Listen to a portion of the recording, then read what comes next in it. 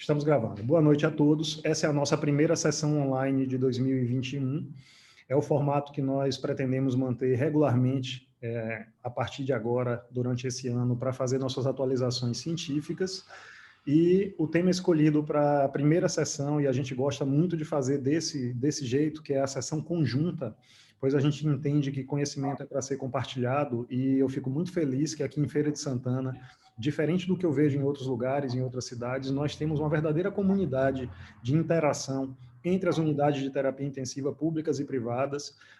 Trabalhamos muitos de nós em várias delas, e isso para a gente é uma grande vantagem, ter coordenação de aristas do EMEC, Unimed, Clériston, HTO, Santa Emília. Isso faz com que a gente realmente possa tirar grande proveito da vivência e da experiência de cada um. E também uma coisa que eu sempre falo é que nossa equipe de diaristas ela é extremamente capaz e eu sou muito orgulhoso da equipe de diarista que nós temos, tanto na Unimed quanto no Clériston. Essa é uma sessão conjunta dessas duas UTIs e da UTI do EC, que é a UTI que o Dr. Diego coordena. E uma das vantagens dessas equipes é a nossa heterogeneidade. E a heterogeneidade com médicos de diferentes formações, com diferentes tempos de experiências, diferentes especialidades.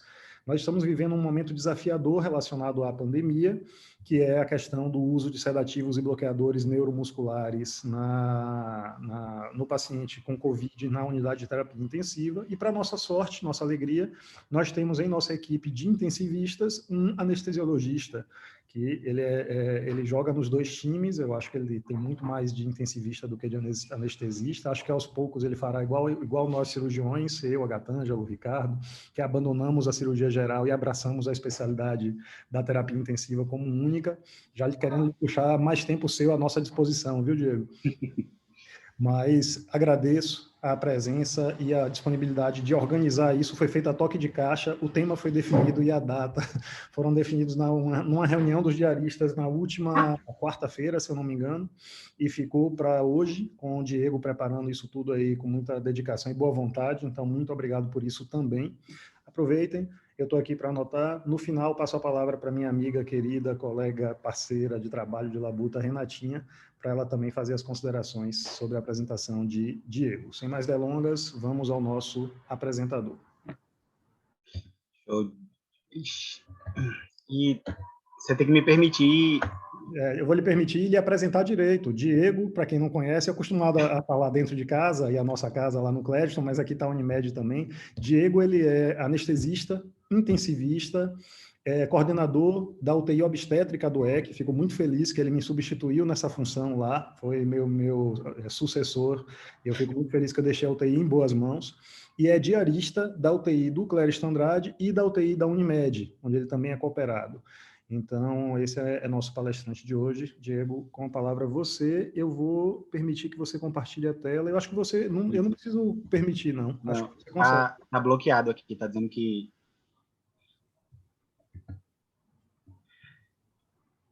Aí, agora eu preciso descobrir como é que eu faço isso. Permitir que várias pessoas compartilhem a tela. Pronto, já fiz. Joga duro.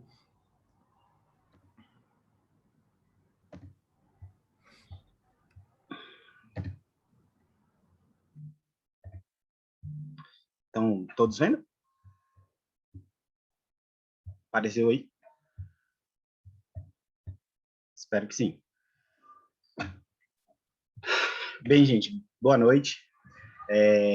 Como o Lúcio falou, meu nome é Diego, eu sou anestesista, né? Jogo no lado negro da força e intensivista também. Atualmente, Lúcio me passou essa demanda com muito prazer de coordenar a UTI obstétrica do EC, lá também eu sou anestesista, e hoje eu participo com muito orgulho da equipe dos diaristas do Clériston Andrade e do Hospital Unimed.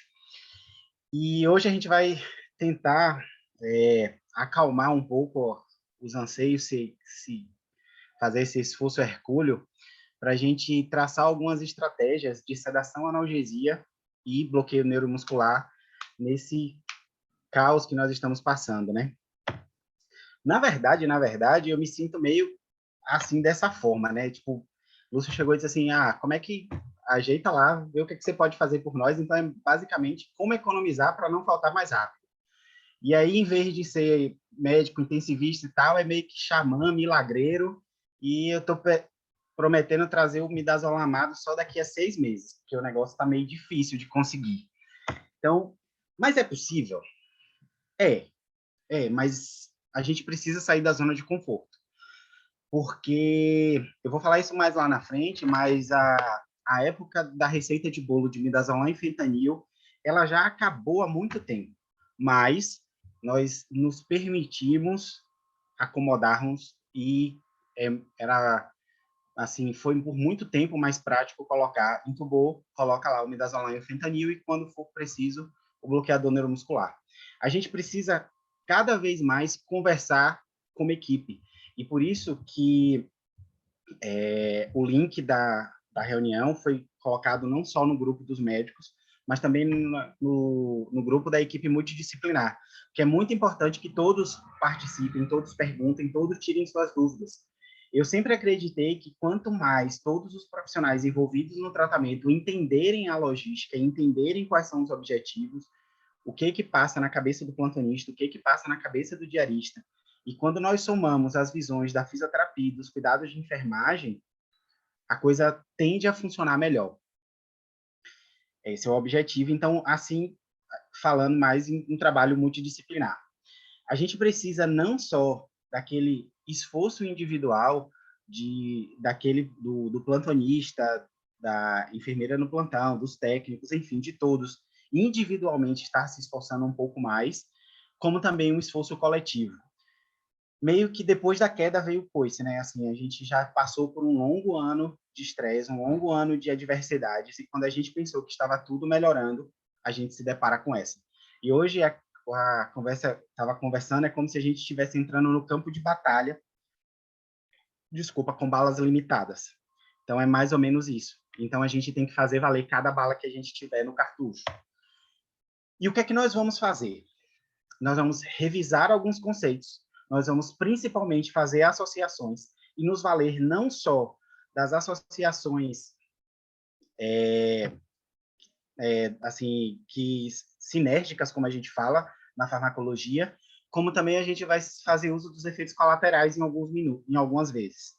Vamos utilizar mais adjuvantes e sempre respeitar as doses máximas. Então, acabou e já deveria ter acabado, mas agora a gente tem que frisar mais e estar mais atento a simplesmente aumentar em 10 ml hora ou 5 ml hora a infusão daquela droga, antes se perguntar se você não já atingiu a dose máxima, se é realmente aquela droga que ele está precisando, é realmente analgésico, será que ele não precisa um pouco mais de sedativo, ou será que ele não está pedindo para você colocar uma nova droga e parar de aumentar aquele fentanil que provavelmente já está causando intolerância? E sempre reavaliar constantemente tanto as doses como a necessidade de manutenção das mesmas. Uma coisa que eu vou falar lá na frente, mas o paciente de 7 horas da manhã não é o mesmo paciente de meio-dia e muito menos é o paciente de 19 horas. Então, o plantão é de 12 horas porque, assim, vocês precisam olhar, visitar, ver novamente, reavaliar. Então, assim, aquela demanda que por vezes o diarista passa na visita ou que o colega passa no plantão, ela tende a mudar. E com isso também mudam as necessidades de manutenção ou a necessidade de retirada de alguma das medicações. Falando individualmente, rapidinho, basicamente, dos médicos fisioterapeutas e o pessoal da enfermagem, dos médicos, dos nossos colegas, a gente queria que reavaliasse a necessidade do paciente. Veja, será que ele precisa realmente daquela quantidade de droga? Será que não é a hora de diminuir? Como eu falei, o paciente do começo do plantão não é o mesmo que você vai deixar quando for para o almoço, muito menos aquele que você vai passar 19 horas com o colega. Cheque as soluções, veja se aquela solução a 0,45 que foi discutida na solução, será que a enfermeira fez a 0,45 mesmo? Será que a infusão está concentrada? Cheque a concentração, examine, veja se não tem sinais de dor, aplique as escalas validadas e converse com a equipe. Chame a enfermeira, pergunte a ela qual é a opinião dela, o que é que ela está achando do paciente, converse com o fisioterapeuta.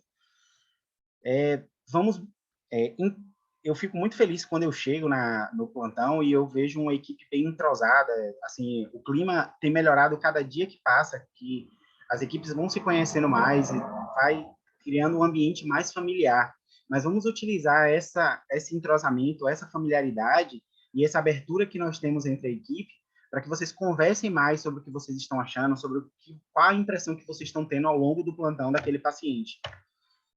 Dos fisioterapeutas, peço também que reavaliem os parâmetros, vejam se não é a hora de diminuir os parâmetros, se não é a hora de pedir uma nova gaso. Lembrem os plantonistas, às vezes o plantão é muito corrido, às vezes passou a hora de colher uma nova gaso para reavaliar, para ver se não é uma hipercapnia que está fazendo ele entrar muitas vezes no ventilador, ver se não, enfim, reforce sempre que possível a necessidade de diminuir essa sedação para tentar um PSV. Insistam na mobilização dos pacientes, a mobilização mobiliza as secreções, diminui delírio, diminui tempo de ventilação mecânica. Converse sobre a impressão que vocês têm desse paciente com os seus plantonistas e com a equipe de enfermagem. Tragam a equipe de enfermagem para a importância da aspiração, para que ela saia exclusivamente das mãos do fisioterapeuta. Era uma reclamação que eu tinha muito, assim, quando a gente conversava, que muitas pessoas não sabem que a aspiração não é uma atribuição exclusiva da fisioterapia. Todos podem fazer, mas tem muita gente que não faz porque desconhece, porque não sabe, ou porque nunca fez. Então, nós temos muitas pessoas novas na equipe, nós temos muita gente que possivelmente é a primeira vez que está tendo contato com pacientes de terapia intensiva. É uma demanda que a pandemia trouxe e é um desafio a ser vencido. Então, traga a equipe para fazer isso, traga a equipe para mostrar como é que faz, como é que mexe no tricare, como é que faz a aspiração, para que todo mundo se envolva nisso. Às vezes, é só um ajustezinho de secreção que faz o paciente ficar melhor acomodado, e não aumentar ali um pouco mais de sedação ou até mesmo um bloqueio neuromuscular. Da enfermagem, eu estou frisando sempre no primeiro tópico para conversar entre a equipe, porque comunicação é uma coisa muito, muito importante. Os grandes centros vêm trabalhando sobre isso e sobre os problemas que envolvem na comunicação, e eu acho que um dos pontos que a gente tem que bater é realmente fazer com que a equipe converse. Sinalize os eventuais escaras e pontos de pressão. Desculpe, gente, é que eu estou na frente, eu acho que o carro passou, enfim, foi mal. Sinalize eventuais escaras ou pontos de pressão. Pode ser um motivo da dor do paciente, pode ser um motivo que ele não está bem acoplado. Revisite os balanços, as folhas de parâmetros constantemente. Lembre-se sempre que não é meramente, e aí eu falo para todos, não é meramente anotar os parâmetros na folha de balanço e na folha de sinais vitais. Vamos lá, vamos chamar a atenção do plantonista. Lembre-se que isso é um médico e um fisioterapeuta para 10, um enfermeiro para 5 e um técnico para cada 2. Então, às vezes, o plantão realmente é muito corrido, às vezes não dá tempo a gente ficar olhando toda hora o balanço, toda hora os sinais vitais. Então, vamos lá ver se uma alteração abrupta do sinal vital, de repente é dor, de repente é uma sincronia, pode ser secreção, pode ser que aquele paciente esteja precisando mudar de decúbito, sinalizem febre, sinalizem hipotermia, tudo isso contribui para a sincronia na ventilação, e se não for identificada, pode culminar simplesmente no aumento de droses. Atente para as conexões do acesso central, e principalmente aquelas que não estão em BIC. O que é isso? Aquele antibiótico que corre na gravitacional, ele precisa ser checado, porque às vezes, como ele tem uma menor pressão depois que a medicação está correndo, aquela medicação volta, e aí aquela sedação que era para estar indo para o paciente volta no equipo. E aí aquele paciente começa a entrar, não é porque a dose está baixa, é porque não tem dose nenhuma, porque tudo voltou no equipo. E aí, quando você checa isso, você solta e o paciente faz uma hipotensão severa ou faz uma hipertensão, porque pode ter sido a nora que entrou ali, e aí vira aquele samba. Então, assim, eu coloquei aqui na parte da enfermagem porque vocês estão mais envolvidos com isso, vocês acabam trocando, colocando as medicações, mas é uma atribuição de todos, olhar o plantonista, do diarista, chegar lá, olhar quantas soluções, vamos evitar soluções dobradas. Eu sei que as soluções dobradas, elas vêm porque, às vezes, a gente usa numa infusão muito grande e gera muita demanda ficar trocando as soluções várias vezes durante o plantão. Mas a gente vai ter que evitar, porque a gente tem muitos pacientes graves. E, às vezes, essa solução que a gente dobra, o paciente pode ter alguma complicação, algum desfecho, ou ao longo do plantão, não precisar mais daquela medicação, ou precisar de uma outra. E aí a gente perde um recurso valioso que a gente não pode aproveitar para outro paciente. Então, sempre que possível, vamos evitar soluções dobradas, vamos conversar com o plantonista para ver se aquela solução que é concentrada ainda vai continuar concentrada, vamos ver se aquela solução que foi preparada em fisiológico, porventura, não vai ter que ser mudado para glicosado, mudado para 0,45, tudo isso para evitar o desperdício. E sempre que possível, vamos tentar fazer as soluções todas ao mesmo tempo, porque se a gente faz as soluções ao mesmo tempo, pode ser que a gente consiga otimizar os recursos e evitar o desperdício. Isso é muito evidente mais para a pediatria, mas às vezes a gente consegue fazer nas soluções uma quantidade de medicação que a gente possa não evitar o desperdício das sobras, enfim. Agora nós vamos passar por 2 momentos. Vamos falar um pouco da intubação e depois a gente vai falar, depois da intubação, o que é feito para a manutenção desses pacientes, né? Na hora de intubar, quem já viu, assim, todo mundo, obviamente, na hora da intubação, na hora de um paciente grave, se a gente não tomar cuidado, vira uma confusão. Vira aquela balbúrdia, todo mundo entrando, você não consegue ver que, tipo assim, quem é que está perto, quem é que está longe, quem é que está ajudando, enfim. Então, lembre-se, a situação de intubação na UTI, apesar de ser principalmente no ambiente de COVID, ser um evento que acontece rotineiramente, ainda é um evento de estresse para a equipe. Então, é muito importante praticar a comunicação em alça fechada, para que você se faça entendido e você seja ouvido. Como é a comunicação em alça fechada? Você dá a ordem, faz o seu pedido, e a pessoa que ouve confirma o que você pediu, para ela reforçar que entendeu e qual é a ação que ela está designando. Então, por favor, prepare o fentanil. Então, você aponta para a pessoa e diz, por favor, prepare o fentanil. Quem estiver, que você identificar, tem que dizer que está fazendo o fentanil para que você saiba que foi ouvido, ou administre o fentanil. Então, converse, dê o tempo para as drogas fazerem efeito. Eu costumo brincar com meus pacientes que quando a gente faz medicação, a gente faz uma anestesia, a gente não faz macumba. Então, assim, as medicações têm tempo para agir. Não fez, às vezes a medicação não chegou nem não saiu nem de dentro do acesso central e você já está ali querendo laringoscopar. Deu tempo para a droga fazer efeito. Observe o paciente, vê se ele já começou a se entregar. Não confunda a rapidez com precipitação. Você precisa ser rápido, você precisa ser objetivo. Mas isso não quer dizer que você tem que passar por cima de tudo. Então, respire. E posicionamento é tudo. Posicione bem o seu paciente. Nunca se perde tempo posicionando, tá? Peça ajuda. Se você achou que não está na posição ainda, mexa a cama, levante a cabeceira, baixa a cabeceira, levante a perna para apoiar ele, coloque coxins, chame as pessoas para te ajudarem, caso não seja possível você mobilizar, e provavelmente não vai ser possível. Então, assim, perca o tempo necessário que você precisa para posicionar aquele paciente, porque a sua primeira laringoscopia tem que ser uma laringoscopia a mais perfeita possível. Então, para que você não perca tempo lá na frente, quando esse paciente, porventura, já estivesse induzido, né? Aqui é uma sugestão de indução para intubação orotraqueal, né? Inicialmente, eu peguei o algoritmo que estava inicialmente nas recomendações da AMIB e da SBA para intubação em sequência rápida.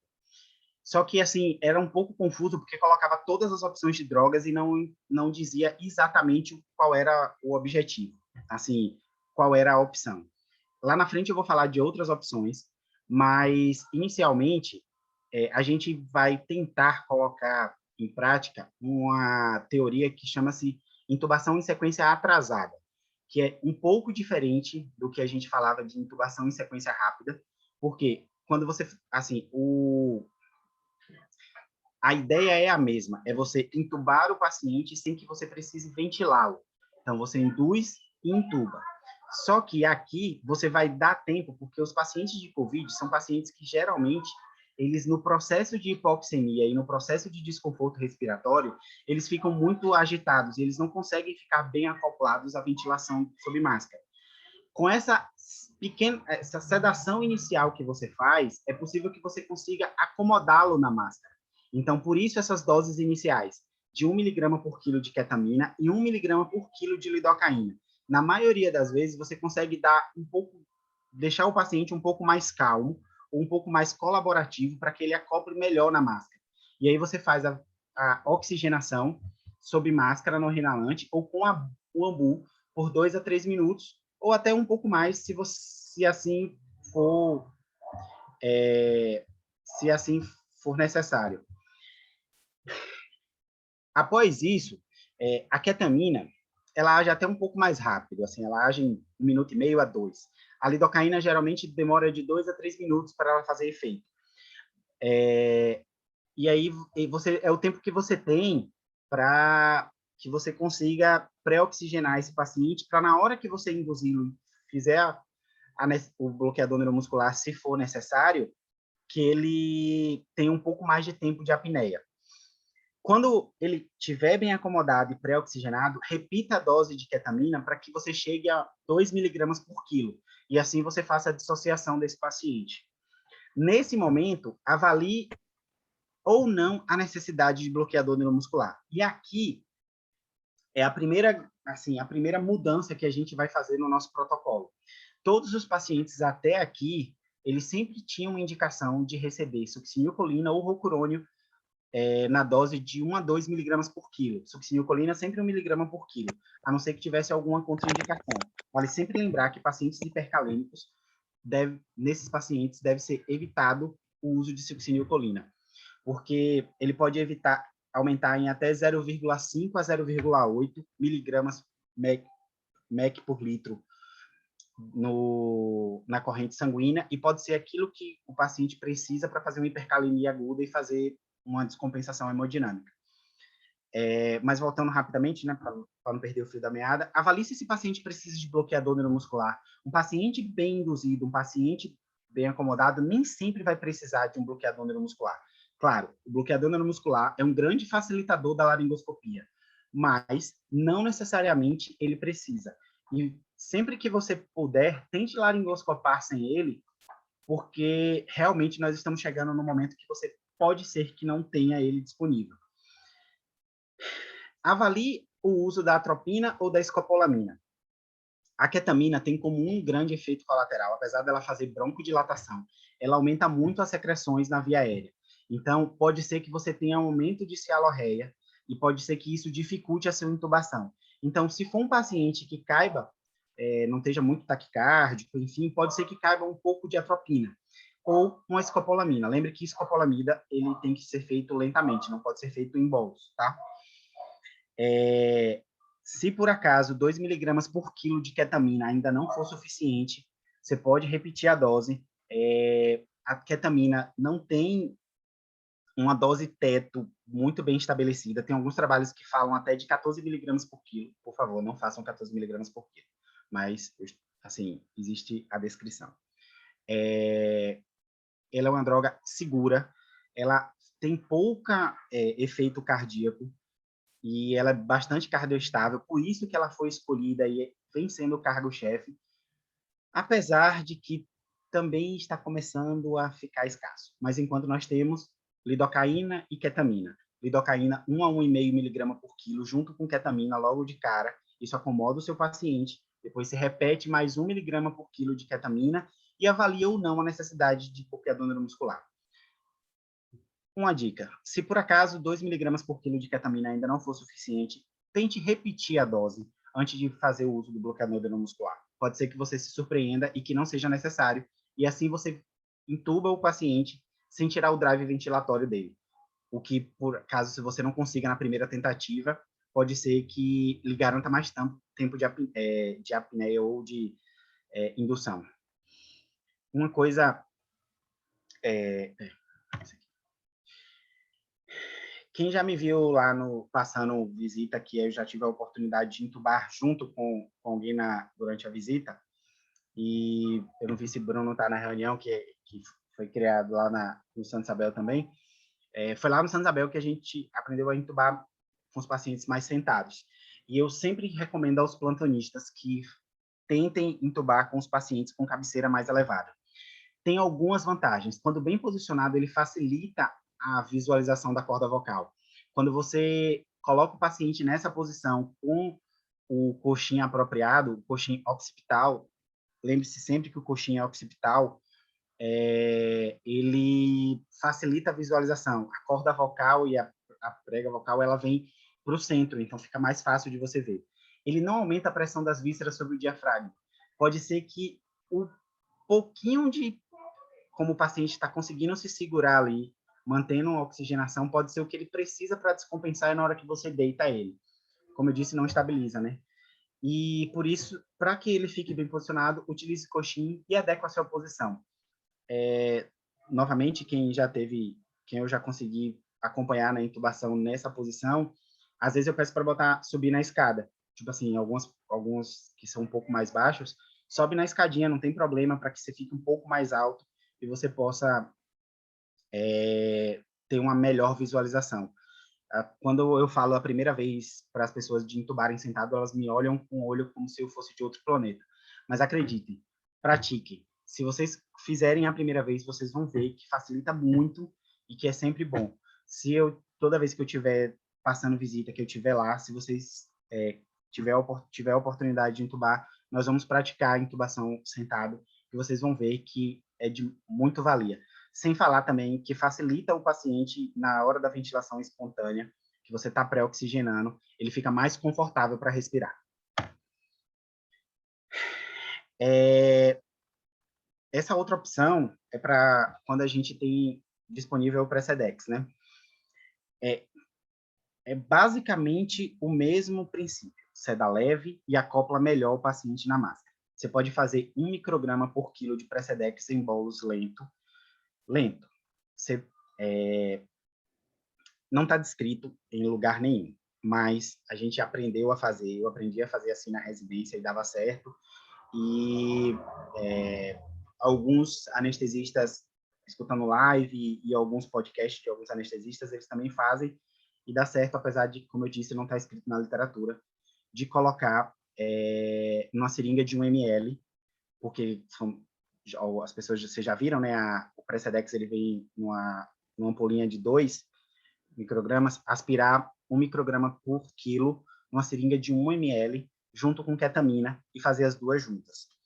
É possível de fazer e dá certo. Só lembrem de fazer realmente lento, porque Precedex, assim como clonidina, tem como efeito colateral, é sempre bom lembrar, hipotensão e bradicardia. Espera aí que meu cachorro aqui resolveu atrapalhar a aula.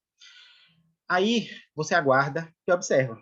Aproveita esse tempo para novamente acomodar ele na máscara e pré-oxigenar. Após a melhora da oxigenação, novamente, complete a ketamina e o Precedex para 2 microgramas por quilo de ambos. A ketamina, com certeza, você vai conseguir fazer, completar para 2 microgramas. O Precedex, você pode avaliar se realmente precisa, depender da bradicardia ou da hipotensão. Pode precisar de bloqueador neuromuscular. Tá? O Precedex, ele, muitas vezes, apesar de também ter um efeito analgésico e sedativo, enfim, não está excluído. A gente não está aqui conversando para abominar o bloqueador neuromuscular. Eu estava vendo também uma live com um anestesista falando, a gente está vivendo uma época muito dicotomizada, que parece que, tipo assim, tudo é inimigo ou você é 100% de um lado. Esse não é o nosso objetivo. A gente só quer mostrar que existem outras saídas para além do bloqueador neuromuscular, tá? E, enfim, succinilcolina se você não tiver nenhuma contraindicação, tá? Só para frisar, gente, um paciente bem sedado, ele, às vezes, não precisa de bloqueador neuromuscular. Ele fica relaxado, você consegue laringoscopar o paciente, tá? Lembre-se sempre que lidocaína e opioide também diminui o reflexo de tosse e provoca um relaxamento de via aérea. Aí vocês devem estar pensando, Diego, mas você falou aí de opioide, mas em nenhum momento você falou da gente induzir com opioide. E isso foi proposital. Eu coloquei aqui, até agora eu não falei de opioide, porque eu quis dar opções que não deprimissem o centro ventilatório. Todas as opções que eu dei aqui, exceto, obviamente, quando vocês fazem um bloqueador neuromuscular no final da indução, eles não deprimem o centro ventilatório, e a ideia é que você tente intubar esse paciente ainda com o reflexo respiratório, com o centro respiratório ativado. para que você não tenha a descompensação abrupta. A gente sabe que quando a gente tira o mecanismo desse paciente de respirar, esses pacientes de insuficiência respiratória, principalmente os nossos pacientes do COVID, eles deprimem muito, muito rápido. E talvez você não tenha o tempo que você gostaria para intubar, tá? Aqui é só uma revisão rápida de conceitos. É só porque, assim, só para a gente diferenciar o que é uma intubação em sequência rápida de uma intubação lenta ou atrasada, tá? E, basicamente, quais são as indicações. A intubação tradicional é aquela que a gente queria ter todos os dias, né? É o meu dia a dia, quando eu não estou no ambiente de terapia intensiva, como costumava ser antes da suspensão das eletivas. É um ambiente controlado, eletivo é o cenário ideal, que você pré-oxigena, induz, ventila e intuba. A indução em sequência rápida, ela foi inventada para aqueles pacientes com estômago cheio. Mas é aquele paciente que não é que ventila. Você não pode ventilar um paciente, desculpa pelo erro de digitação. É aquele paciente que ele tem reserva, que ele está ali, é aquele paciente que chega, que ele precisa de um politraumatizado, que você vai precisar intubar para proteger a via aérea, mas ele ainda tem um pouco de reserva.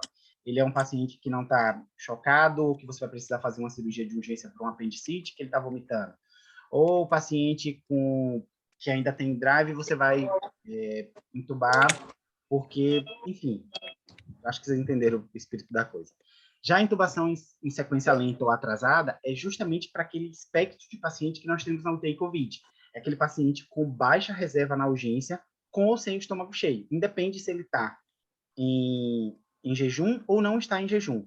Mas se ele tem uma baixa reserva e você precisa intubar ele na urgência, a sequência lenta ou atrasada, ela vem para facilitar. Porque quando você tira aquele mecanismo dele de agitação, de ansiedade, que não está fazendo ele acoplar bem na máscara, talvez você tenha tempo de pré-oxigenar. E a sequência acordada, que não se assustem, e pode ser que em breve nós podemos chegar a esse ponto, e pode ser um motivo de uma conversa mais lá na frente. Gente, meu cachorro tá ótimo hoje. Uma sequência acordada, que é para aquele paciente que tem via aérea difícil, mas que ele colabora. Ou para aquele paciente que ele pode não ter uma via aérea difícil, mas que você opte por intubar ele acordado, porque você pode não ter disponibilidade de sedativos ou de indutores para fazer. E aí você se lança a mão de anestésico local ou de bloqueios da via aérea, né? Novamente, a tradicional, oxigênio, induz, ventila, intuba. A rápida, oxigena, induz, intubação. A lenta, seda leve, oxigena e avalia. Por que avalia? Porque, às vezes, quando você tira aquela sedação, quando você tira aquela ansiedade, pode ser que o paciente sature melhor. Pode ser que aquele paciente, na hora que você seda um pouco melhor, que você acomoda ele um pouco melhor na máscara, pode ser o que ele esteja precisando para tolerar aquela VNI que ele não tolerou 4 horas atrás. Ou pode ser que seja o que ele precisava para ficar um pouco mais confortável e você pré-oxigenar para progredir para a intubação. Na intubação acordado, é o que eu te falo, eu botei aqui avisa, porque você tem que conversar com o paciente. A principal contraindicação para a intubação acordado é falta de colaboração e de cooperação do paciente. É a primeira e principal contraindicação. Se você não conseguir que o paciente entenda o que você vai fazer, como você vai proceder, nem adianta prosseguir. Então, avisa, conversa, oxigena, anestesia tópica, mais uma sedação leve, seja com Precedex, seja com a própria ketamina, e intuba. Existem outras opções? Sem deprimir o centro ventilatório, infelizmente, não. Mas se você respeitar o tempo para fazer efeito, sim, nós temos outras opções. E aqui vem o velho diazepam. A indicação é que você use de 0,2 a 0,5 mg por quilo EV. Eu sugiro começar com 20 mg em bolo para paciente adulto. Um adulto jovem, sem comorbidades, aí até os seus 40, 50 anos. E agora, uma coisa que você tem que se lembrar, ele demora mais do que o midazolam para fazer o pleno efeito. Contudo, antes dele atingir a dose-alvo no no sítio efetor, para que você consiga ter uma laringoscopia adequada, pode ser que esse paciente já esteja fazendo bradipneia. E aqui é o grande problema do diazepam, porque como ele demora mais tempo para atingir a dose teto e atingir o pico de ação no sítio efetor, pode ser que esse paciente já venha fazendo bradipneia e ele já comece a desaturar antes que você tenha condições ideais para intubação. Então, por isso também que ele não é a nossa medicação de escolha, né, para fazer indução. Mas como a gente está aqui tratando de outras opções, outras coisas que a gente pode usar onde a gente está lidando hoje, vai aí a opção do diazepam. Etomidato é uma droga que, assim, ela veio como bastante promissora logo quando ela foi lançada. Foi um frisson, porque, assim, todo mundo queria usar etomidato, porque ela é bastante cardioestável. Inclusive, foi trazida como uma promessa para a UTI, porque, assim como o Propofol, ela não tem um efeito de acumulação muito grande, mas depois todo mundo, enfim, acabou vendo a questão da insuficiência adrenal e ela meio que acabou em desuso. Não temos, por isso também a gente não usa nos nossos pacientes em UTI. Então, é sempre bom lembrar que ela é proscrita em pacientes em choque séptico. Então, se o paciente for séptico, que você esteja intubando por uma suspeita de sepse, não de insuficiência respiratória, é bom lembrar que você não pode usar etomidato, tá? E cuidado com a insuficiência adrenal. Pense sempre naquele paciente que você usou etomidato, que ele faz um choque inexplicado, abrupto, pode ser insuficiência adrenal. E a dose de indução é de 0,2 a 0,3 mg por quilo. Uma coisa que é importante, o etomidato, apesar dele ser bastante rápido, ele não dá aquele relaxamento do Propofol, tá? E ele é muito mais rápido. Se você não conseguir entubar, logo você vai ter que repetir a dose, porque ele vai fazer o mecanismo de distribuição, tá bom? Outra coisa, ele arde muito na veia. Então, sempre é bom fazer um pouquinho de lidocaína antes. Ele é muito mais vesicante do que o Propofol, tá? Realmente, quando o Lúcio me falou na mensagem, Diego, fala lá um pouquinho do tiopental, eu juro que eu tive um arrepio, porque eu espero que nós não cheguemos a esse ponto de ter que usar tiopental para induzir os nossos pacientes. Mas, como foi uma solicitação do chefe, está aqui a nossa recomendação, né? Lembre que, para quem nunca viu, tem muita gente nova que pode nunca ter visto tiopental, é um pó para ser liofilizado. A recomendação é que você reconstitua ele em 40 ml de soro fisiológico. Ele não é difícil de reconstituir, tá bom? Ele é até mais fácil, por exemplo, do que a cefazolina. E aí, nessa solução de 40 ml para soro fisiológico, você vai ter uma solução de 25 mg por ml. Então, cada ml, 25 mg. A dose de indução para um adulto é de 50 a 75 mg. Lembre-se sempre, o que você vai ter quando você induzir com tiopental é hipotensão e apneia. Se vocês têm medo do Propofol, aqueles que têm medo do Propofol, temam um pouquinho mais o tiopental, porque ele perdeu espaço para o Propofol, porque o Propofol, acreditem, é muito mais cardioestável do que o tiopental, tá? E eu sugiro, sempre que for induzir, se caso a gente chegue, tentem manter a droga vasoativa pronta. Se não for possível fazer uma solução de nora, deixe um Efortil do lado, que pode ser que você precise usar, tá bom? Diego, uma dúvida que tem a ver com o que você acabou de falar. Um dos meninos, José Vitor, que é um dos nossos plantonistas, perguntou sobre sua opinião sobre push dose. Se você é favorável a push dose ou trabalhar já com a solução de droga vasoativa montada. Lembrando que em tempos de escassez, noradrenalina também está escassa. Então, deixar uma solução de nora que usa 5 ampolas, ou duas ampolas a padrão, em 250 de soro já preparado e não usar, a gente tem que pensar nisso também. Eu já me antecipo dando a minha opinião de que eu tenho um pavor de push dose, de você fazer microbolos de droga vasoativa, seja epinefrina, seja noradrenalina, num cenário para estabilizar rápido o doente até que se prepare a solução.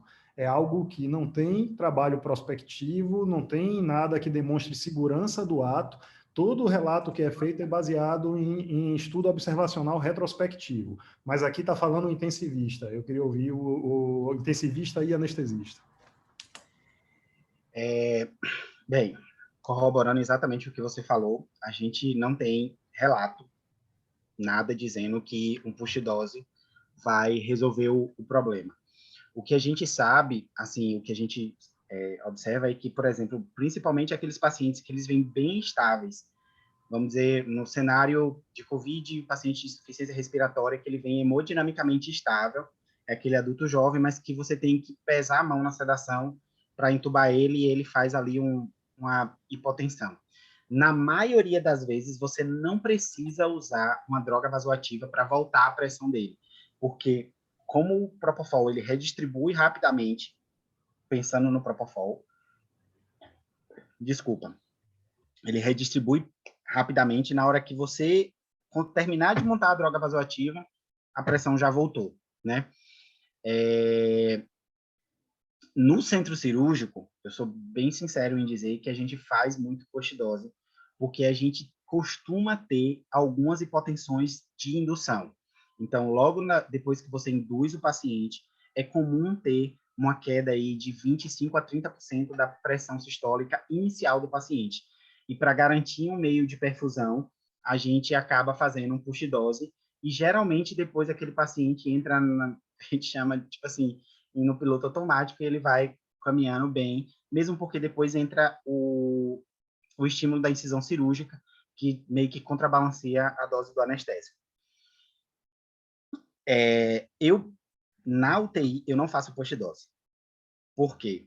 Porque na UTI, como o Lúcio falou, é outro espectro de paciente, do paciente que a gente tem lá para fazer cirurgia, né? Na UTI, geralmente, eu dou um tempo para observar se não é só, claro, quando a hipotensão é muito severa, a gente acaba instalando a droga vasoativa. Mas se for uma hipotensão leve que dê para tolerar, se não for um paciente com fatores de risco outros, tipo cardiopatia, que ele vai se prejudicar bastante, que ele já não venha com insuficiência renal em progressão, que aquela hipotensão pode ser o que ele precisa ali para dar uma queimada no rim. Então, de maneira geral, eu observo ali pelos 5, 10 minutos para iniciar.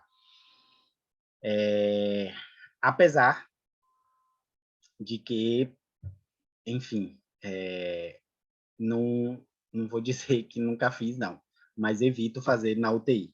No centro cirúrgico é outra realidade, e aí eu faço Fortil, faço etilefrina, efedrina. É porque a gente realmente está tratando de pacientes distintos, né? Mas na UTI eu geralmente monto a droga vasoativa e deixo ali do lado. Uma coisa que eu queria sempre lembrar, que é uma coisa que esquecem, é que a cardiodepressão do Propofol, ele é tanto dose dependente, como todos já sabem, mas ele é velocidade dependente. O que quer dizer? Que uma infusão de Propofol lenta, na hora da indução, ela pode ser um pouco mais lenta, pode ser o que você precisa para dar uma estabilizada naquele paciente, ou não cair tanto a pressão. Então, tentem fazer um pouco mais lento quando possível. Todo mundo lembra que ele é dose dependente, mas às vezes vocês não lembram muito que ele é velocidade dependente também. É tanto que o Propofol é utilizado também por alguns anestesistas para fazer indução em cirurgia cardíaca. Diego, mais uma dúvida que também é pertinente antes de você seguir para a manutenção, que é da intubação. A gente falou muito de ketamina.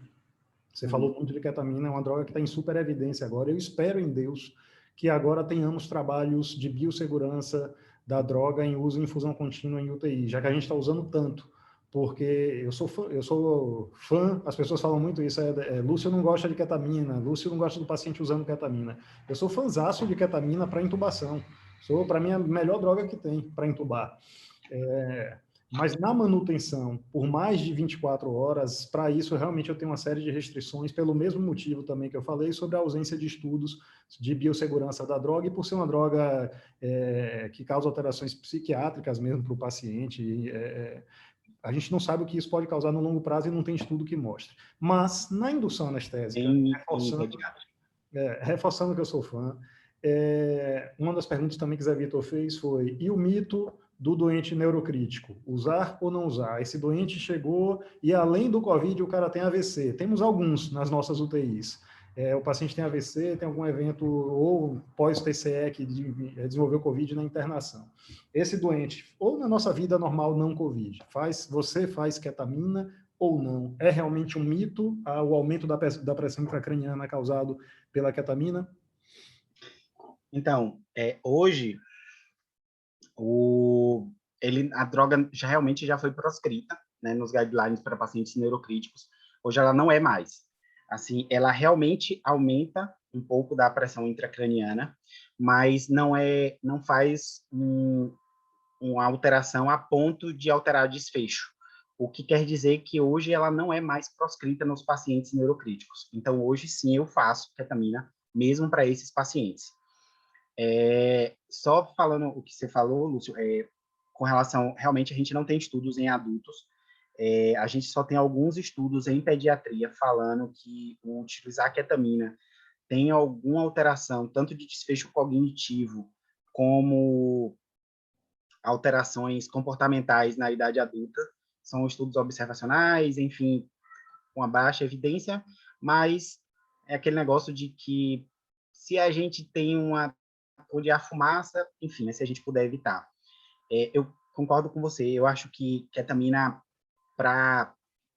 principalmente quando ela é usada sozinha, eu fico meio assim reticente quando eu vejo ketaminas em altas doses, principalmente se ela não vier acompanhada de um benzodiazepínico. Eu sou fã da ketamina, até mesmo em infusão contínua, mas até uma determinada dose, e não pensando nela como agente principal na manutenção daquele paciente em ventilação mecânica.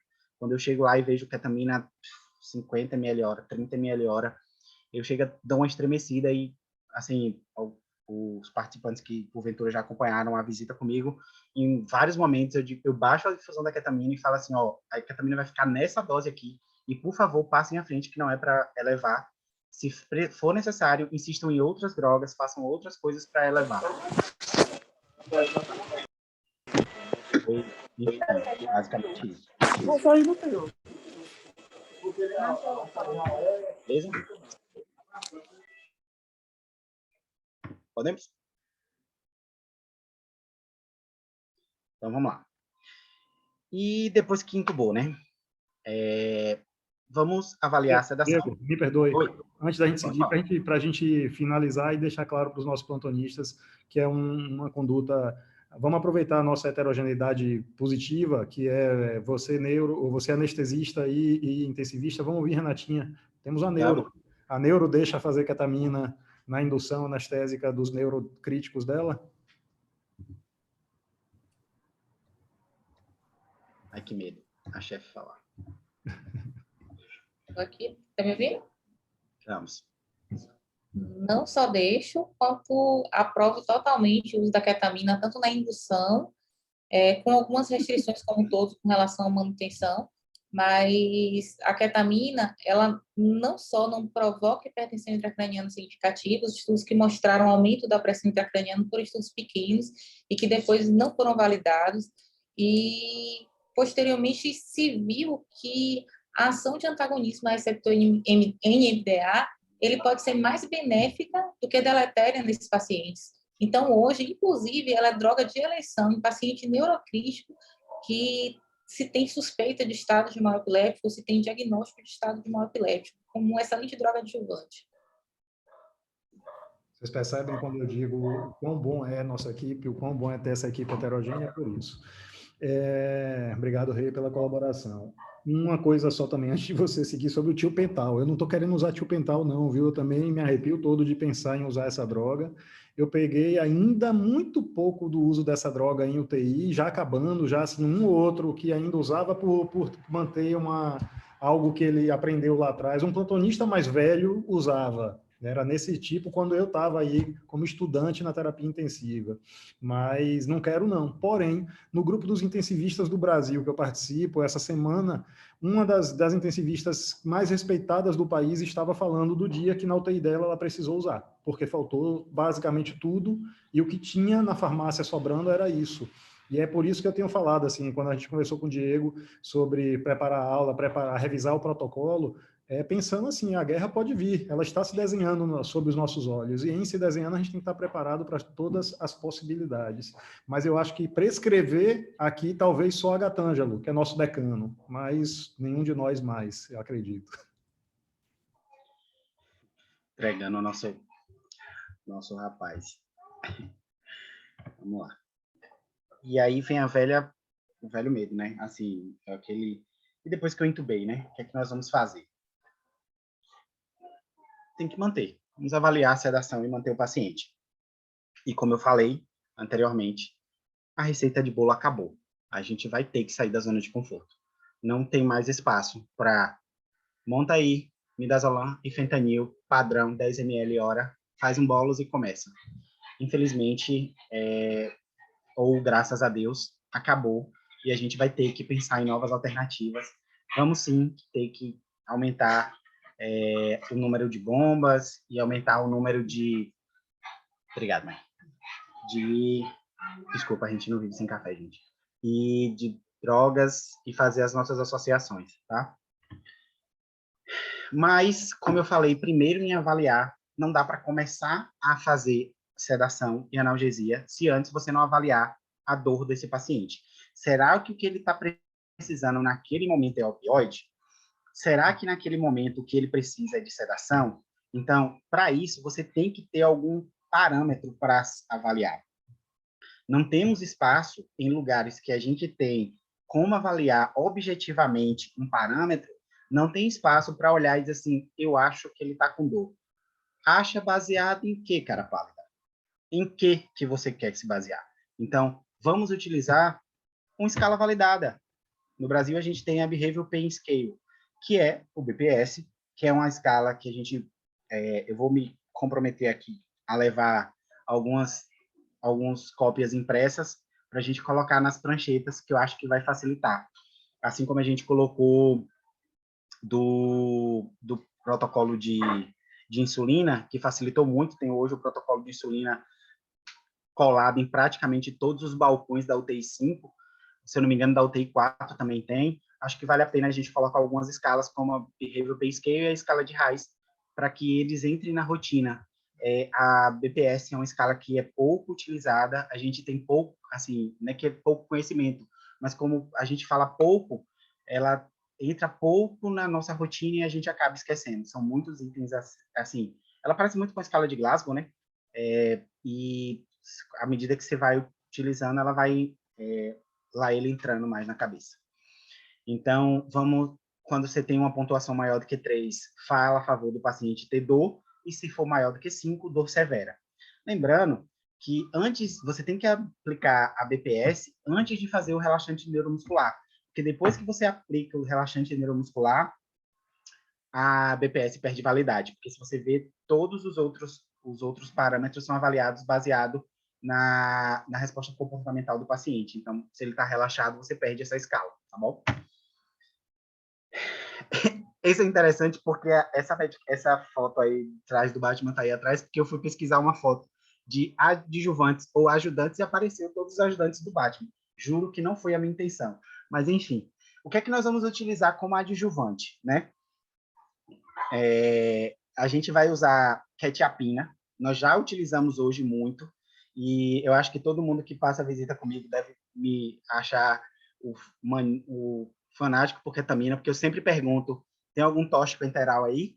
Se não tiver, pode começar a iniciar. E eu começo sempre precocemente, porque eu acho que esses pacientes, assim, desculpa, acho uma palavra feia, mas assim, a gente vê que os pacientes eles ficam melhor acoplados, e eu já estou pensando, a gente já intuba pensando em extubar.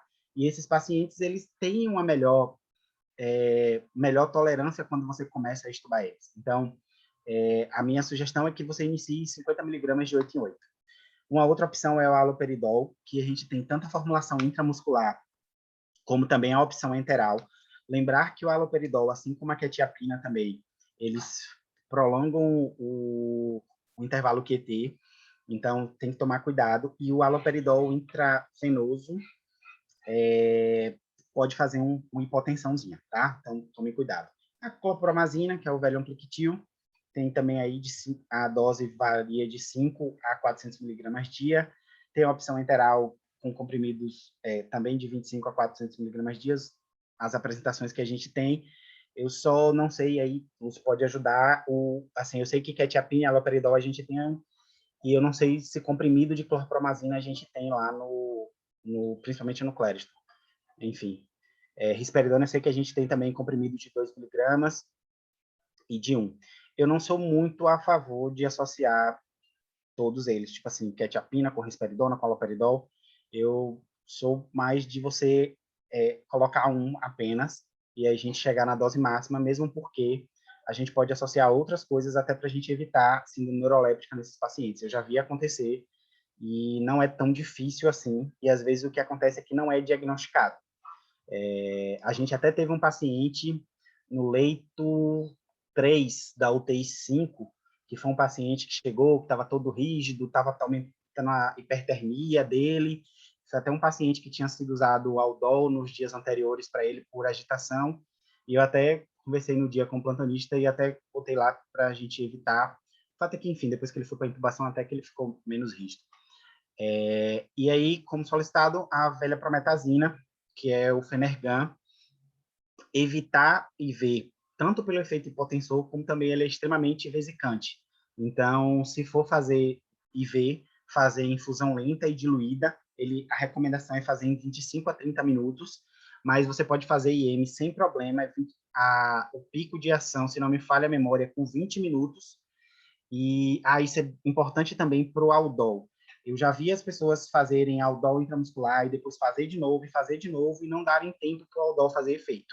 Aldol intramuscular é diferente de Aldol IV. Então, se você fez intramuscular, por favor, respeitem o tempo de ação da droga. Ele demora de 25 a 30 minutos, né? Para você ter o início da ação, mas o pico de ação é com 1 hora.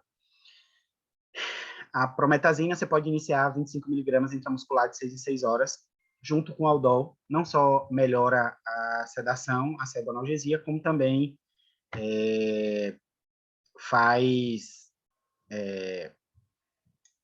evita a impregnação. Agora, eu confesso que me incomoda essas opções intramusculares, porque se você pensar em 6 em 6 horas, tá furando o paciente, a gente já tem, quando é só subcutânea, aquelas injeções de Clexane que já provoca aqueles pequenos hematomas, a gente tem alguns pacientes que usam Clexane em dose estendida, enfim, me incomoda um pouco essa questão do intramuscular, e aí, se for numa infusão lenta, a gente pode tentar fazer a infusão venosa assim. E vamos aos queridinhos da anestesia. Eita, não é o café não, gente, foi mal. É isso aqui, a lidocaína e o sulfato de magnésio. A gente não podia falar de medicações adjuvantes sem falar deles dois. A gente já falou da lidocaína para indução da anestesia, e agora nós vamos falar da lidocaína para manutenção. E aí, a dose de indução é um bolus de 1 a 1,5 miligrama por quilo, seguido de uma infusão contínua de 1 a 2 miligramas por quilo, tá?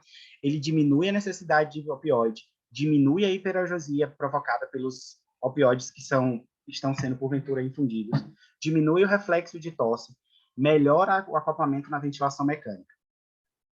O sulfato de magnésio, lembra quando eu falei lá nos primeiros slides que a gente ia utilizar não só associações benéficas e adjuvantes, como também efeitos colaterais? Eis aqui o principal efeito colateral que a gente vai utilizar, que é o sinergismo do sulfato de magnésio com o efeito dos bloqueadores neuromusculares. Outra coisa também é que o sulfato de magnésio dá como efeito colateral sonolência, diminui o drive respiratório, provoca paralisia flácida e diminui muita hiperalgesia provocada pelo relaxante ou pelo opioide. Ela hoje é utilizada em anestesia opioide-free ou anestesia poupadora de opioide, como adjuvante para você fazer menos opioide nesses pacientes. A dose seria de 30 a 50 miligramas por quilo de dose, loading dose, né? Aquela dose de start, sendo feita de 15 a 30 minutos, seguindo de 10 a 15 miligramas por quilo-hora, tá? Mas nem tudo são flores, né? A gente precisa, são drogas novas, assim, para muitas pessoas que nunca utilizaram, e vocês têm que manter algumas coisas em mente. Todas duas causam hipotensão, bradicardia, e podem causar convulsão como provocada na intoxicação por anestésico local e até parada cardiorrespiratória. Ela é contraindicada no Wolff-Parkinson-White e nos bloqueios cardíacos se o paciente não tiver em uso de marca-passo. O sulfato de magnésio, a gente não deve usar em cardiopata e deve evitar muito nos pacientes que têm insuficiência renal. Ele provoca a redução da PA, assim como o prolonga o intervalo, tanto o prolongamento do PR, como o intervalo QT e o QRS. Então, vamos utilizá-lo, mas vamos ter em mente que, enfim, não é simplesmente ir lá, colocar e achar que vai ser tudo tranquilo, né? E os analgésicos? Aí, também não foi por acaso, né? Eu botei aqui para aqueles que são fãs da Marvel, porque, tipo assim, esses aqui são aqueles de segunda linha. Tipo assim, pense no fentanil, no sulfentanil e no remifentanil como sendo a primeira linha da Marvel. E aí aqui os defenders são os tipo, Tramal, aquela galera que vem depois, que faz serviços menores, né? Então, assim, ó, o Tramal, a gente vai usar em bolos, 100 miligramas EV. Lembrar que a solução, ela diminui o efeito colateral. E o efeito colateral que a gente vê mais evidente, que incomoda muitos pacientes, é náusea e vômito.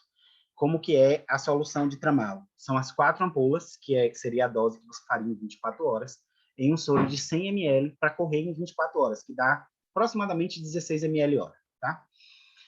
E a gente tem a opção enteral, comprimidos de 50 a 100 miligramas, que a gente pode já iniciar para utilizar como efeito complementar à analgesia.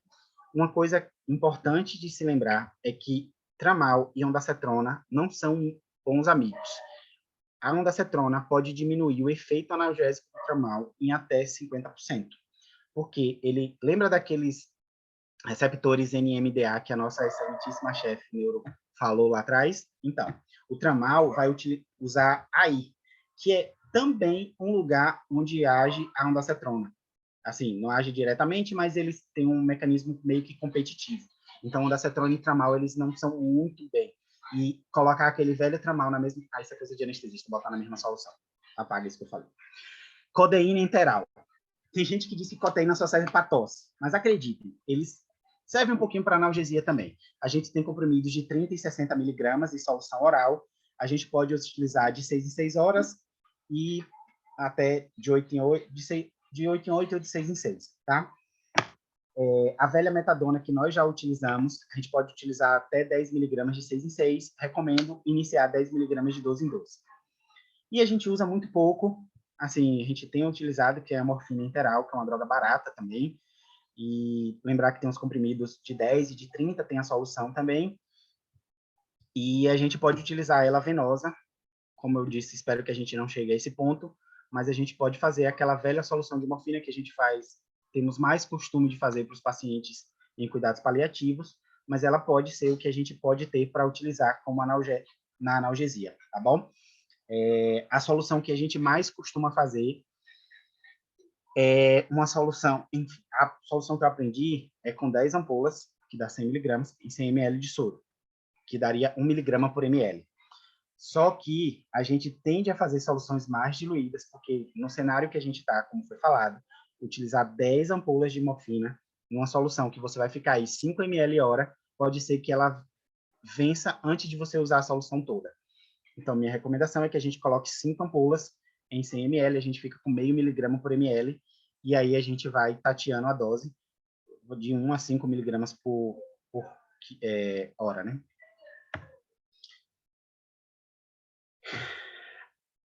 Toda vez que alguém chegar para falar assim, doutor, ou, enfim, que você reparar, ou você fisioterapeuta, ou o pessoal na enfermagem que reparar que o paciente não está acostumado, bem acoplado na ventilação mecânica, realmente avalie se é simplesmente aumentar o bloqueador neuromuscular. Na maioria das vezes, é dor. Mas, caso não seja, será que é realmente bloqueador neuromuscular que ele precisa? Garanta sempre que o paciente está em RAIS -5. É condição sine qua non.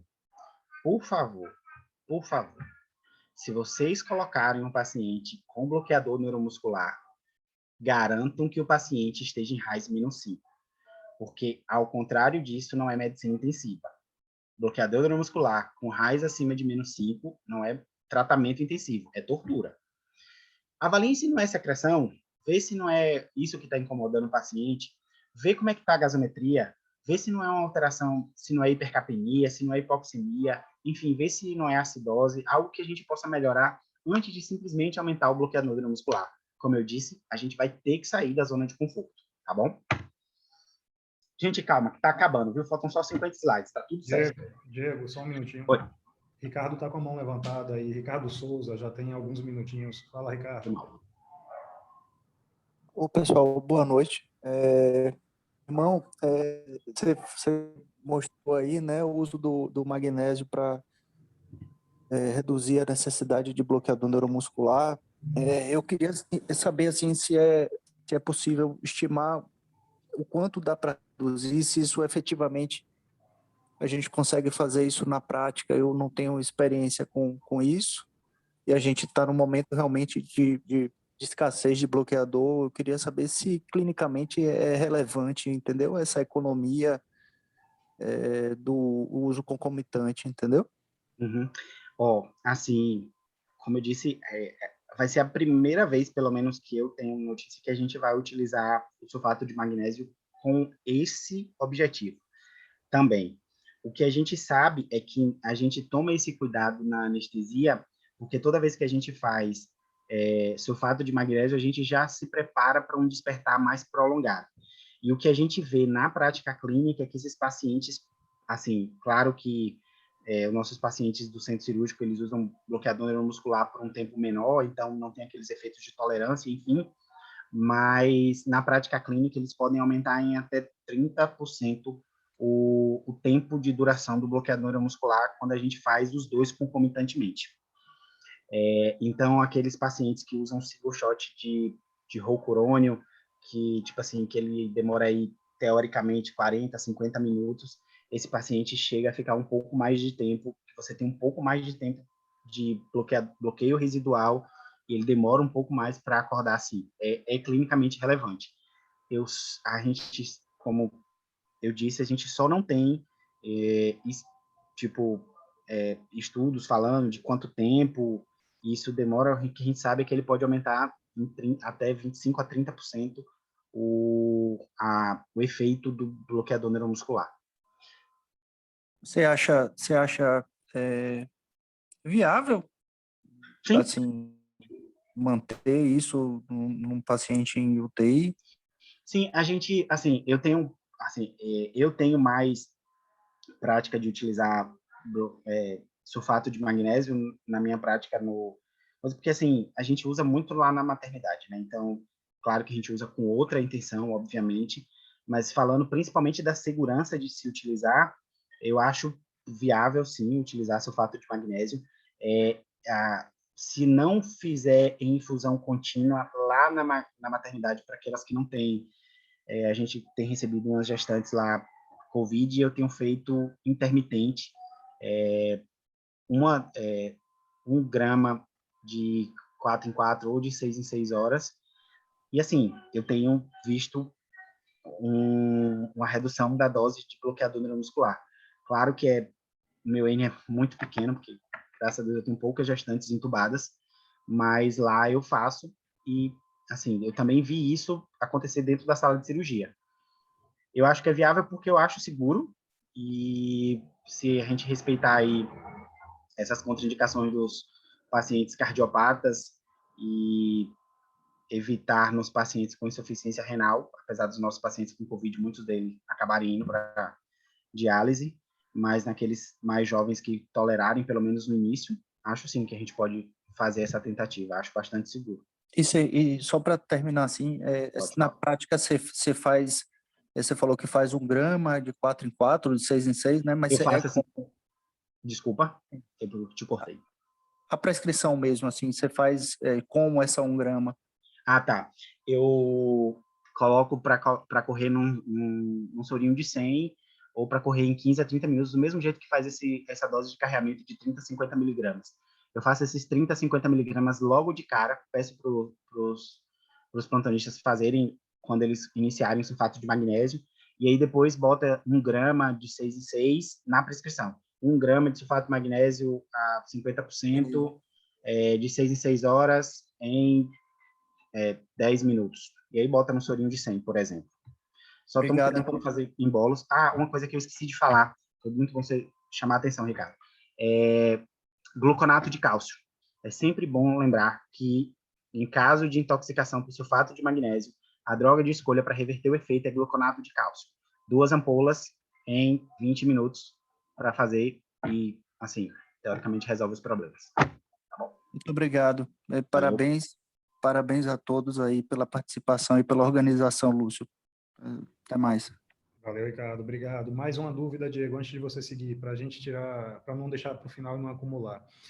O Leonardo perguntou sobre se o paciente está em uso de sedação contínua, existe a possibilidade de fazer uma nova indução, e aí ele justifica pelo seguinte: em alguns momentos ele aumenta a dose acima da dose máxima momentaneamente, pensando em nova dose de indução, para a partir daí reavaliar. Na verdade, a gente não vai chamar isso de dose de indução, né? A gente vai chamar isso do bolos, né? Então, em vez de você aumentar na infusão contínua aquela dose para você perpassar a infusão contínua, a dose máxima da infusão contínua, vamos estudar 2 possibilidades. Primeiro é de fazer um bolos.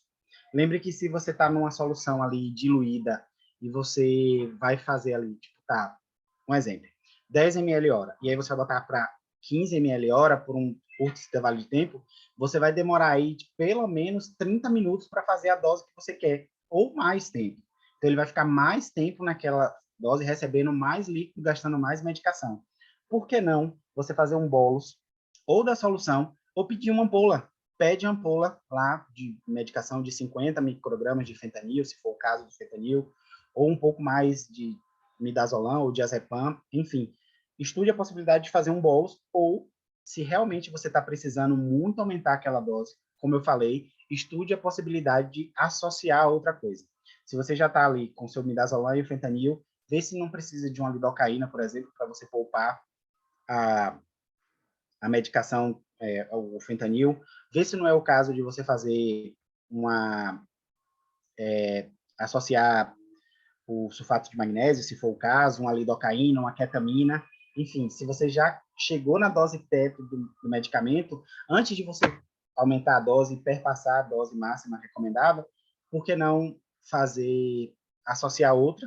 Ou se você realmente achar que é necessário aumentar naquele momento para acomodar o paciente, em vez de você aumentar a infusão contínua, faz um bolos, que é melhor nesse momento. Só mais uma coisa, Diego, o tio Pental rendeu no chat, e aí só para deixar claro, no contexto que vocês colocaram, algumas pessoas colocaram, ele está previsto no paciente em status, ele é uma das etapas, quando você pega um protocolo de tratamento de status convulsivo, aí ela é uma das drogas, é a última etapa do tratamento, ele está lá, então qualquer um de nós pode acabar prescrevendo num cenário desse e mantendo. Mas na ventilação, espero que seja um recurso último. E só reforçar, Diego, que você passou por um slide aí, passa o próximo, por favor, que é talvez das informações mais importantes, que a gente tem que sair dessa aula com isso muito frisado na cabeça da turma que está na linha de frente. Diego, tá me ouvindo? Porque a tela está travada. Exato. É de assim, não só antes de simplesmente aumentar o bloqueador, antes de decidir por uso contínuo do bloqueador. COVID não é uma obrigatoriedade o uso de bloqueador neuromuscular, não é 2 mais 2 é igual a 4, não.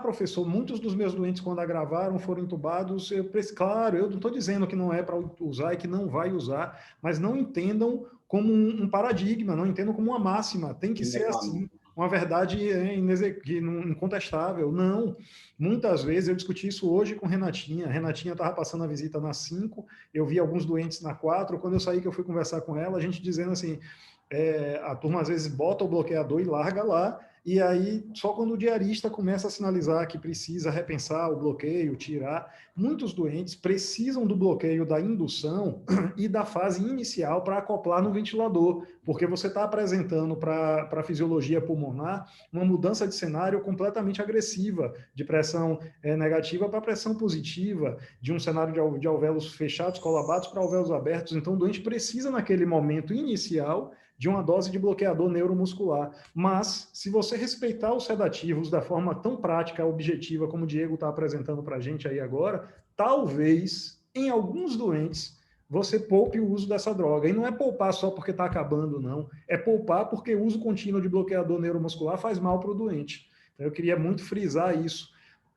Ver doente meia boca bloqueado tem sido uma rotina nas unidades de terapia intensiva. Ou ele está bloqueado ou ele não está, turma. E na hora que a gente achar que não está bem bloqueado, é uma boa hora de tomar a decisão. Será que ele precisa?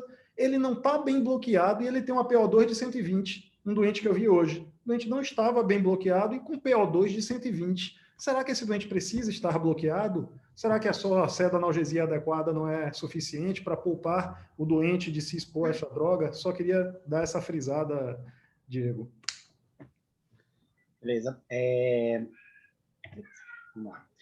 Eu só botei aqui para a gente lembrar, né, da tabela de Reis, como eu falei, da BPS, só para frisado, de sempre vocês avaliarem constantemente.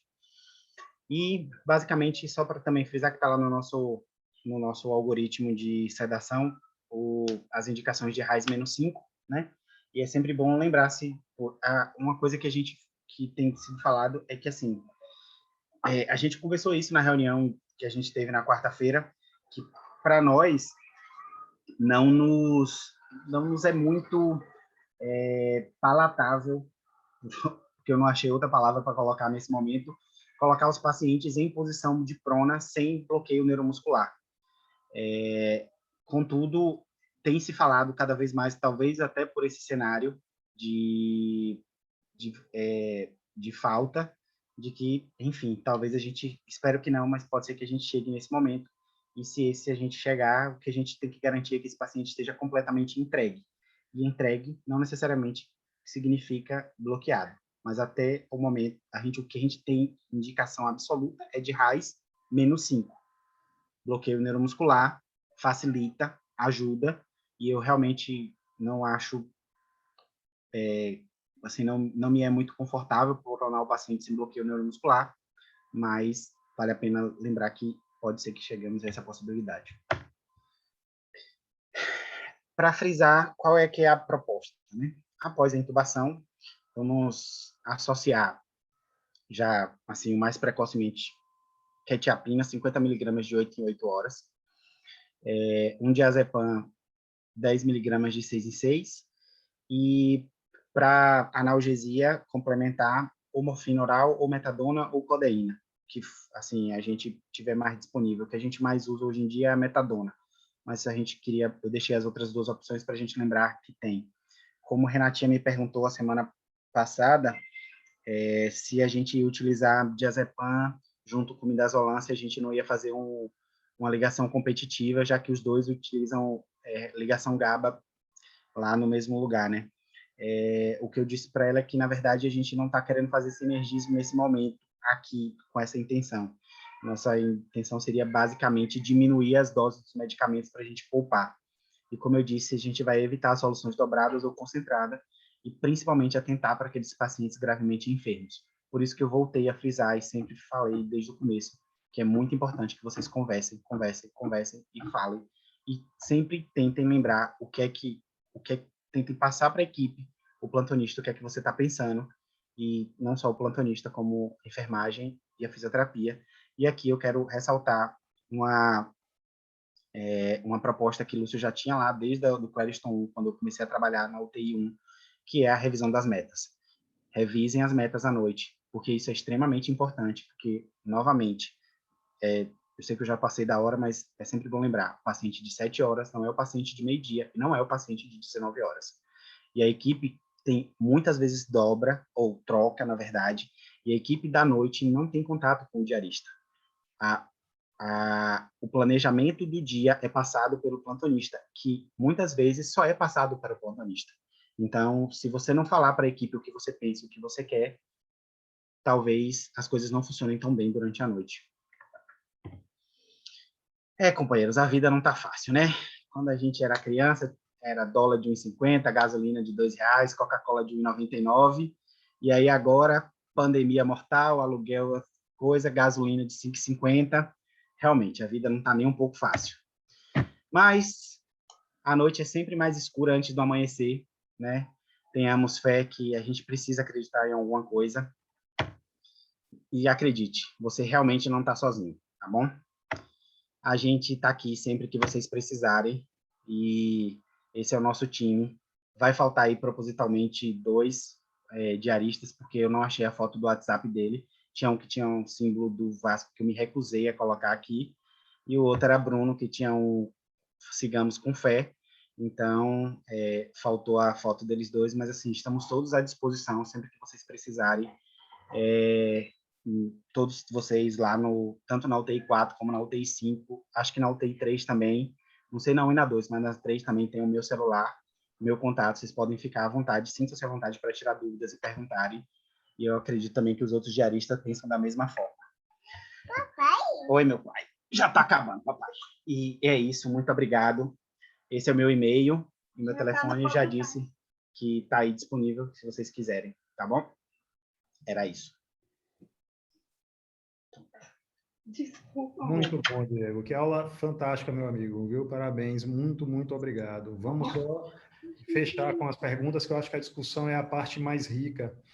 Rosa Rios, nossa enfermeira, fez um comentário importante, que é a enfermagem, antes de preparar, perguntar ao médico qual é a proposta de sedanalgesia. De repente, muito bom, Rosa, excelente colocação. De repente, está ali no plano já de desmame da sedação, de desligar, de repente, aí se prepara uma nova solução, sem que aquela comunicação, é o que o Diego frisou tão bem, a comunicação entre a equipe tem que ser uma constante, a gente defende isso, sempre defendeu. Léo perguntou se há algum limite de dias de infusão do magnésio, ou a recomendação é fazê-lo enquanto estiver associado ao bloqueador neuromuscular? Na verdade, não tem nenhuma recomendação, porque, como eu falei, assim, é a primeira vez que a gente vai começar a usar sulfato de magnésio com essa proposta. Mas a ideia, por exemplo, na UTI obstétrica, por exemplo, que a gente geralmente usa por, no máximo, 24 horas. Depois de 24 horas, a gente começa, pelo menos a infusão contínua, a gente desmama, porque não tem efeito, não tem sentido manter. Mas a ideia do sulfato de magnésio, a princípio, seria manter enquanto tiver o relaxante muscular, mas a gente, se passar aí de 48, 72 horas, sempre manter muito de olho no nível sérico e na disfunção renal desses pacientes, né? Como eu disse, reavaliar, reavaliar e reavaliar. Já que você vai reavaliar se precisa do bloqueador neuromuscular, reavalie se não é o caso de tirar o magnésio também. Maravilha, Diego. Eu tenho 2 colocações. Uma sobre como a pandemia nos trouxe tantos desafios, tantas coisas negativas, de estresse, de cansaço, de confusão, mas também tanta coisa interessante, né? Esse aprendizado em relação por exemplo, uso racional de medicação e de sedação, ele já devia ter acontecido independente de pandemia. A gente usou por muito tempo em terapia intensiva, nós vimos por muito tempo em terapia intensiva o uso de sedação, principalmente, de forma, por mais que se falasse em despertar diário, por mais que as evidências sempre mostrassem que era importante se preocupar com analgesia, mas trabalhar para não sedar os doentes demais, mas a gente na prática não via tanto esse cuidado como a gente tem visto agora, e eu espero que isso fique para sempre, independente da pandemia, do tanto que ela ainda vai impactar em nossas vidas. Esse é um ponto. Um outro ponto é que Diego levantou durante a apresentação, que ele falou rapidinho, coisa de anestesista, usar tudo na mesma bomba, e depois seguiu adiante. Não, Diego. Várias UTIs estão usando sedativos em mesma bomba. A Renatinha, eu sei que ela treme na cadeira, porque é algo que a gente não quer fazer. A gente evitou fazer até então, mas sob pressão, porque se continuar nessa perspectiva que para mim é terrível, de só abre mais leito, abre mais leito e abre mais leito, não vai ter bomba para todos os leitos. E em vários hospitais de Salvador existem protocolos de uso de sedativos, todos da mesma bomba, quando não há problema em misturar na mesma solução. Então, não se assustem, se logo em breve, num futuro próximo, a gente estiver falando disso também. Eu só queria mais um comentário antes de passar a palavra para a Renata, é que mais uma vantagem, um ponto positivo da pandemia, é que por mais que fosse muito melhor estarmos numa sala de aula agora e saindo para tomar um chopp após a sessão, nunca na história das sessões científicas de Feira de Santana colocamos 83 pessoas numa sala de aula. Os recordes históricos da gente, acho que são auditório com 40, 50 pessoas. Então, a pandemia também nos permite isso, um alcance mais amplo de pessoas, tanto durante a sessão quanto depois. Essa aula está toda gravada, ela vai gerar um arquivo que vai ficar, claro, muito pesado, mas eu vou carregar ele no Google Drive e vou disponibilizar para vocês. Tá certo? Saminha quer falar? Eu vou passar a palavra para a Saminha antes de passar para a Rê. Diego, parabéns pela aula, excelente. Infelizmente, eu não pude acompanhar a aula desde o início, porque ainda estava no plantão. Não sei se chegou a ser discutido, mas tem um medicamento em que a gente faz muito uso e, pelo menos assim, dentro da residência de terapia intensiva, e falo também não só no serviço onde eu me formei, mas Bruninho também, já que a gente faz muito uso na indução para intubação dos pacientes, e que antes a gente tinha uma ideia de que seria um medicamento proscrito em muitas condutas, que é o etomidato, e a gente já sabe que hoje, apesar de sim estar relacionado com padrões de insuficiência adrenal, os estudos mais recentes mostram que essa insuficiência adrenal ela é revertida em média 72 horas depois. Então, apesar de, a princípio, ser pensado em que era um medicamento proscrito em choque séptico, hoje a gente já utiliza o medicamento e eu, particularmente, sinto falta, muitas vezes, quando vou entubar os pacientes, eu peço etomidato e não encontro etomidato no carrinho, a gente tem que correr para a farmácia para pedir o uso do etomidato. Então, talvez seja um medicamento que a gente pode trazer um pouco mais para perto, mais para a nossa prática. E em relação ao uso de bloqueador neuromuscular, tem sido muito constante a ideia de a gente entubar e a equipe já está trazendo a solução de bloqueador neuromuscular pronta. E uma coisa que eu e Bruno temos feito muito lá na UTI 4 a gente usa o bloqueador na indução para a intubação do paciente e algum tempo depois a gente faz uma dose de repique, digamos assim, para deixar o paciente mais acomodado na ventilação, e depois disso a gente não precisa mais fazer uso da solução contínua do paciente. A gente consegue, naquele momento, encontrar a dose adequada para deixar o paciente entregue na ventilação, a gente só precisa reduzir de imediato aquele drive ventilatório do paciente e a gente consegue encontrar uma dose mais adequada. Infelizmente, a gente só está na unidade de segunda a quinta, e a gente percebe muito que no final de semana há uma quebra um pouco dessa condução da linha dos pacientes e a gente chega, os pacientes estão todos bloqueados. Então, na segunda-feira é meio que um dia que a gente volta redesligando sedação. Hoje a gente chegou na unidade, eu tinha uma paciente jovem, 39 anos, com relação de 442 e estava bloqueada, sedada plena. Mudaram substancialmente. Então, em parte, eu acho devido à baixa incidência de endocardite infecciosa após procedimentos gastrointestinais e a falta de estudos randomizados que apoiam o benefício dessa profilaxia. Além disso, o uso indiscriminado de antibióticos pode estar associado ao desenvolvimento de organismos resistentes, colite por constitutivos difíceis, despesas desnecessárias e aí eu acho que está sendo utilizado doses assim excessivas de medicamento e que precisa assim a gente rever muito esse passo atrás e suspender, porque a gente perde muita medicação na unidade. A gente está fazendo uma tabela que eu acho que também vai ser útil para as outras unidades, em que eu estou terminando de organizar essa tabela com doses equivalentes aos pesos dos pacientes, com dose máxima de uso de sedação para os pacientes, porque a gente chega na unidade e tem paciente com fentanil 2 vezes concentrado, 50 ml hora. São coisas assim surreais, que não fazem sentido nenhum, e também perpassa pelo entendimento da equipe que, como o Diego falou muito bem, não é a gente sedar o paciente. O paciente está entrando na ventilação. Eu sempre falo, mas a ideia é essa, o paciente precisa interagir com a ventilação desde que isso não esteja impactando em prejuízo para o paciente. Não é para ele ficar sedado e bloqueado eternamente. A gente precisa encontrar um equilíbrio nisso e nem sempre é sedação, nem sempre é bloqueio neuromuscular. Excelente aula, infelizmente não assisti desde o início, mas sei que mestre Lúcio vai disponibilizar depois. Parabéns. Saminha, só para... Eu não sei, espera aí. Vocês estão me ouvindo? Saminha, Estamos sim. vocês estão vendo minha tela? Estou sim. Só para você é porque você realmente não viu. No começo a gente falou disso e falou Diego fez essa tabela como uma preparação para atualização do protocolo e para disponibilizar a partir de amanhã. A gente quer estar colocando em todos os computadores da UTI uma tabela de Excel. Essa já é que já está pronta para a Unimed, porque Diego fez, o enfermeiro João Sobreira, que é nosso coordenador lá, revisou e já colocou no padrão.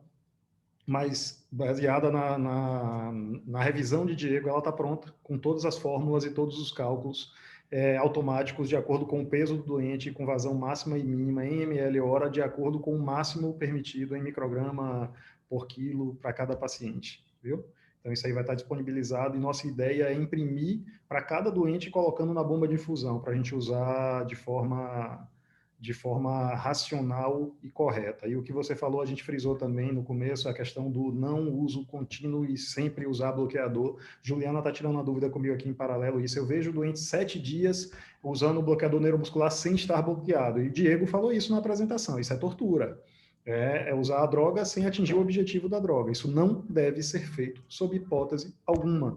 E se esse doente ficou 7 dias e ele estiver melhorando, ele provavelmente não precisa do bloqueador. Mas valeu, e aí tá a tabela e vai estar disponível para todo mundo, tá certo? Renatinha. Então, pessoal, que bom a gente ter conseguido fazer uma sessão com uma presença assim, tão maciça de nossas equipes, muito bom, muito feliz com isso. Diego, a aula foi realmente excelente, muito esclarecedora, e eu queria enfatizar que, na realidade, o nosso objetivo principal de tudo isso é realinhar nossos protocolos, nossa maneira de assistir nosso doente, e depois de um ano que nós passamos na expectativa de falta de tudo, de falta de sedação, de falta de analgésico, de bloqueador neuromuscular, e até aqui a gente conseguiu ir passando. E hoje a gente realmente chega em um momento crítico em que existe uma promessa de limitação de fornecimento. E aí a gente precisa realinhar novamente, rever novamente o que estamos fazendo, e principalmente fazer com que as equipes entendam que existe uma autonomia importante da equipe multidisciplinar que está assistindo o doente. Então, entender e ter protocolos bem definidos é muito importante para isso. A gente saber quem é o nosso doente que precisa ficar sedado, por que ele está sedado, qual é o seu objetivo com a sedação desse doente, porque não necessariamente você vai precisar esperar o diarista chegar para interromper a sedação de um doente. O bloqueador neuromuscular que aquele doente está usando, por que ele está usando, qual o motivo, eu preciso manter o bloqueador neuromuscular. Eu acho que tudo isso tem que ser revisto o tempo todo, e a nossa proposta é, cada dia, ter rotinas mais bem estabelecidas, ter um trabalho mais coerente e com as equipes cientes de seu objetivo naquele plantão. Com relação a tudo isso, outra colocação importante que a gente precisa fazer com relação a isso é sobre a questão do uso do bloqueador neuromuscular, que Diego sinalizou tanto. A gente falou muito da intubação com bloqueador neuromuscular, com intubação em condições perfeitas, totalmente ideais para esse doente. E hoje, tudo que o Diego falou é basicamente a gente olhar o doente de maneira individual, individualizar, olhar cada doente e revisar o que se pode fazer por ele. A reunião está chegando ao fim, a gente teve um tempo bom de aula, aprendemos bastante, foi extremamente produtivo, e a nossa proposta é que, pelo menos, uma vez ao mês, a gente mantenha a nossa sessão conjunta das 3 unidades, Hospital Estadual da Criança, Hospital Geral Clériston Andrade, Hospital Unimed, e a proposta da nossa próxima sessão é falar sobre rotinas de UTI, como dinamizar seu plantão, buscando qualidade na assistência de forma integral. O que fazer, como tornar o seu plantão organizado e mais produtivo. E Dr. Lúcio Couto vai estar esclarecendo para nós, desenhando para nós a melhor maneira de organizar e tornar o plantão fluido e produtivo, e eu acredito que vai ser muito vantajoso para todos nós. Eu acho que a gente já pode ir. Mais alguma coisa, mais alguma pergunta, alguma colocação que alguém queira fazer?